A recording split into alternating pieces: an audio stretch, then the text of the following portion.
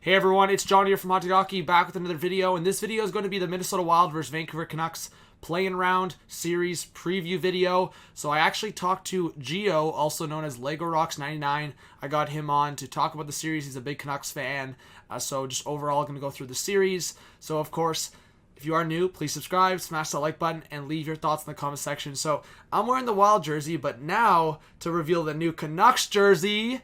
Hey, let's go. Look at that. Hey, love the third jersey style. Obviously, this is Reebok. They don't rep these jerseys anymore, but such a sick jersey, I think. Obviously, I'm going to get more Canucks jerseys in the future. Of course, again, if you are a new subscriber, welcome. But let's get right to the video, and I will be revealing this more on the stream that I do after. So let's get right into it. Thank you for having me on here. It's a pleasure to be on the Hot Take Hockey YouTube channel. First ever collab. Let's go.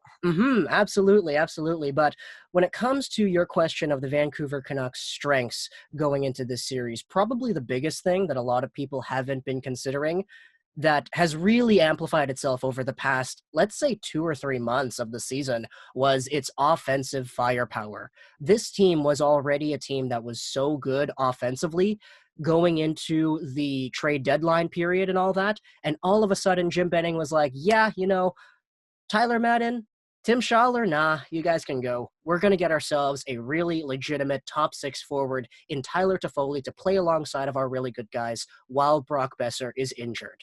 Now, if you've been following the Canucks, you know that Besser came back before the season paused up, but the concern that a lot of Canucks fans had with that was that a lot of people saw the Canucks as a team that was kind of pushing Besser. They weren't really thinking that Besser was 110% ready to go. They were just like, okay, this team is trying to push for a playoff spot, and they're trying to do the best that they can to do that. So get a Besser in the lineup, and all of a sudden, that's your best chance to do that. However, this team has had a whole bunch of rest.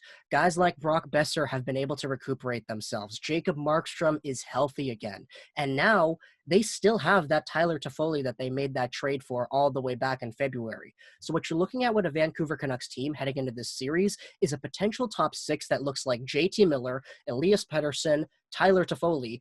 Then you have Tanner Pearson, Bo Horvat, and Brock Besser on your second line. Not to mention a third line squad that could consist of guys like Gaudette, Jake Virtanen, and then a fourth line of who cares? Beagle, Levo if he's able to come back. If he's not, then we will see about that. And potentially even the addition of Michael Furland as well. That was just recently discussed earlier today on Vancouver radio. This Vancouver Canucks firepower squad is so deadly. And it's probably the deadliest that has been in years. So that's probably what stands out the most to me, John, when it comes to the strengths that the Canucks have heading into this series. Really good points. And I mean, you talked about the injuries. I think that's the big thing for the Canucks. I mean, if you're looking at Brock Besser, yes, he came back, but was he 100%? And for a guy like Jacob Markstrom, and I argued this on the channel so many times, I think this guy was right in there for one of the best goalies in the league for that Vezina trophy. So I think if you have a healthy Jacob Markstrom, I think those are you talked about it. Those are the 2 big strengths I would say you have over the Minnesota Wild on the surface, that top 6 forward group and goaltending. Because if you're looking at the Minnesota Wild, I mean, David Dubnyk and his struggles, are you going with a guy like Alex Stalock? I mean, the Wild have already discussed that they might go with 3 goalies. They've kind of hinted at it. So that's also potential. But I think if you're looking at different aspects, and I kind of want to hear from you, if you're looking at the defense group, and obviously a guy like Quinn Hughes is up for the Calder. I mean, he had a great season. Your addition in Tyler Myers, Alex Edler, that experience, Chris Tanev, who I would say is probably going to want to prove himself and his value to the Vancouver Canucks, because I think he might want to stay. But if you're looking at that experience, I would look at that Minnesota Wild defense, and that's something that is definitely the focal point of their strength. So when you look at the defensive matchup, what do you think in that aspect and just the experience level from the Minnesota Wild? I think the Minnesota Wild definitely do have their money's worth when it comes to that defense. I will say that when it comes to the points and all that, Quinn Hughes gets a lot of points. We know that. He's a very good power play quarterback and offensive producer, but he's still a defenseman at the end of the day. And when it comes to the defensive core of the Vancouver Canucks, that's something that I think they definitely do not have an edge over when it comes to the Minnesota Wild. For example, Ryan Suter is a guy who produced so many points this year, and he's a guy that most people label as a defensive shutdown D-man. So for a guy of his caliber, his skill level, his maturity, to be able to put up the points that he did, as well as the other great guys that you have over there, Dumba, the offensive talent that he has, Spurgeon, And the overall experience and ability to shut down the game that the Minnesota Wild possesses, it certainly combines for a really weird matchup. You mentioned the goaltending, John, and I have to agree with you 100%.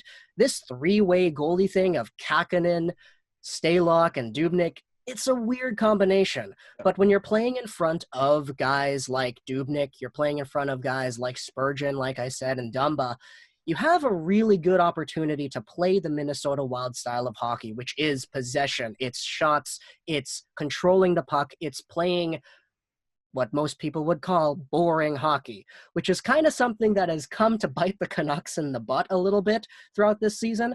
The Canucks and the Wild played each other 3 times. Minnesota won twice. One of them was in a shootout, but the rest of the times, the Canucks had a little bit of trouble when it came to breaking through that Minnesota decor.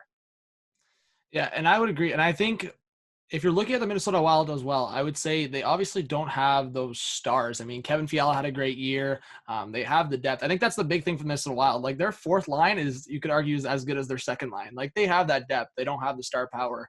But if you're looking at the Vancouver Canucks depth, or I guess guys that are outside of that top 6, do you have one player in particular that you could look at that didn't maybe have a great season, but would really need to step up in the playoffs to be somewhat of an X factor for the Canucks? Oh, I have an answer to this question for sure. When it comes to players outside the top 6 who really could use this opportunity to shine a spotlight on themselves, 110%, it's Jake Virtanen. Okay. This is the guy who Vancouver Canucks fans, back when he was drafted, said, okay, this guy could become a Bertuzzi-like caliber player. The body, the physicality, the goal-scoring ability, it was all there in junior, but it never really translated to the best of its ability to the NHL. Now, it took Todd Bertuzzi a long time to become Todd Bertuzzi, and I get that Jake Virtanen is still 23, 24 years old.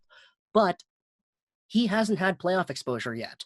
And when it comes to the playoffs where whistles tend to be put away a little bit, physicality tends to ramp up a little bit, and the overall play is a little bit more intense, this is an environment where I think that a guy like Jake Virtanen will thrive in. If he is able to capitalize on the things that made him great with the Calgary Hitmen a few years ago, this could be a coming out party for Jake Virtanen.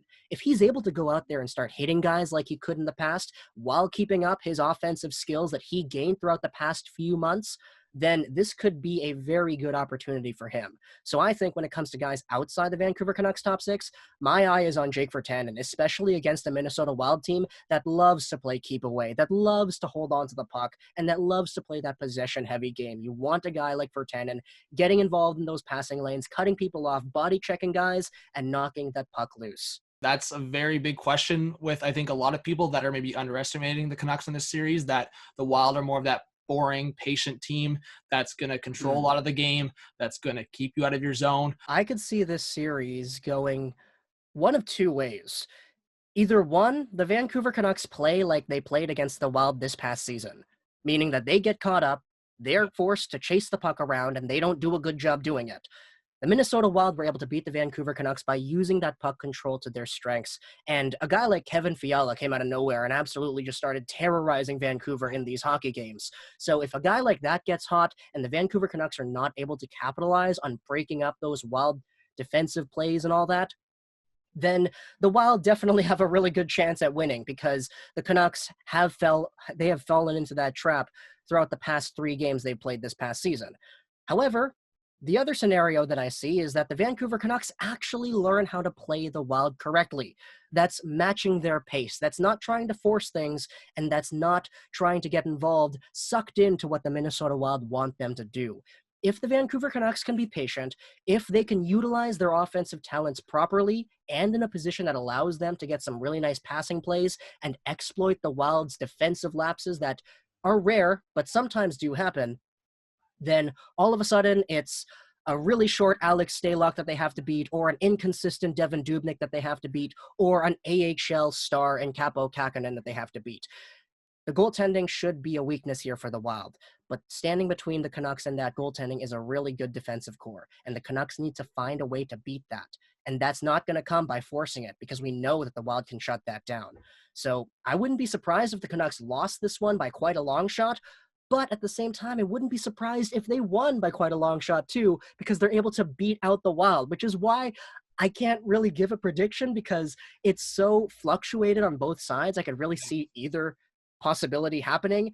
So that's just the weird little experience of being a Canucks fan here, because you know the strengths and weaknesses of your own team and you can understand how they play against others. So if I had to place money on it, I would say the Canucks probably win at least 2 games.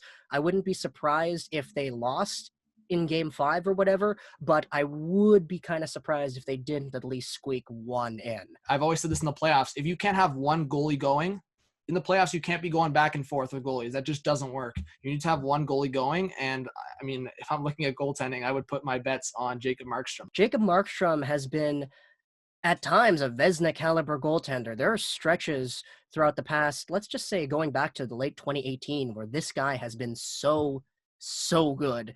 Yeah. Arguably one of the best goaltenders the Vancouver Canucks have seen in years.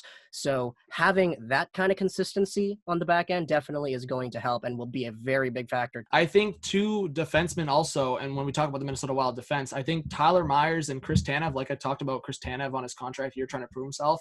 When I've watched the Canucks this year, I really want to see Tyler Myers with his size. The fact that you're watching big defensemen on that Minnesota Wild, I want to see Tyler Myers be more structured, be more of that guy that the Canucks can rely on, because sometimes we've seen great things from Myers, but at other times he's flat-footed. He's letting guys wheel by him. So I think for Myers and Tanev, hopefully they can bring that physical aspect. Hopefully they can bring that defensive presence. And like you said, let Quinn Hughes put up some points. So this is going to be a fresh playoffs for a lot of people. Miller, Pettersson, Toffoli, Besser, Horvat, Pearson. I think that's going to be your top 6. I don't think there's any debate on that.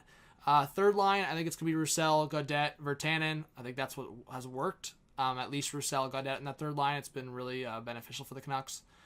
The fourth line, I think if Michael Ferland comes back healthy, which it was just reported that he might be back, I think you start with the fourth line of Ferland, Beagle, McEwen. I think that could bring a lot of physicality on that fourth line. The only maybe debate I would say is maybe they put Sutter, because a healthy Brendan Sutter could have experience in the playoffs. I don't think Levo's going to be healthy. He might. And if Levo's healthy, he's probably in that lineup. My top 4. The thing is, Stetcher might be there and Tanev might drop down. I don't know. But I think Tanev could be huge in the playoffs. It's going to be something along those lines. And then goaltending is pretty straightforward. Markstrom, Demko, Domingue. They acquired Domingue. That's going to be your 3 goalies you carry.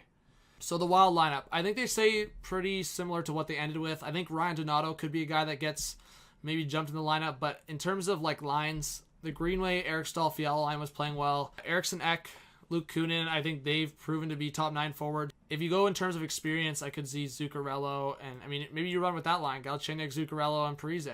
You could do something where Victor Rask is in the lineup, and then Hartman's out. But then again, Hartman's a guy you want in the playoffs. I think that physicality, Marcus Foligno, same thing. Defense, Suter, Spurgeon, Dumba, Brodin, that's your top 4. Nothing about that changes. Greg Pattern, Brad Hunt, that's kind of what you stick with.